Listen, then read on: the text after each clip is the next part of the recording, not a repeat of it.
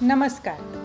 चला, आज माझ्या कवितेतून आपण थोडंसं सकारात्मक होऊया का? माझ्या पहिल्या मराठी सकारात्मकतेची बाराखडी या पुस्तकातील ही कविता आहे. पेटीमध्ये बंद ठेवलेला आनंद उपभोगता येत नाही. तुम्ही ती जादुई पेटी पुन्हा उघडली पाहिजे. जो आनंद तुमच्याकडे पूर्वीपासून आहे त्याचा स्वीकार आणि उपभोग घेता येणं जमायला हवं. जर तुम्ही आनंदाची वाट पाहत असाल तर तुम्ही कायमची वाट पाहत राहाल. पकडून व धरून ठेवणे सोपे आहे, पण तुम्हाला ते तुमच्यात सहजपणे शोधायचे आहे. जर तुम्ही आनंदाशिवाय अडकला असाल तर जीवनाचा मार्ग बदला.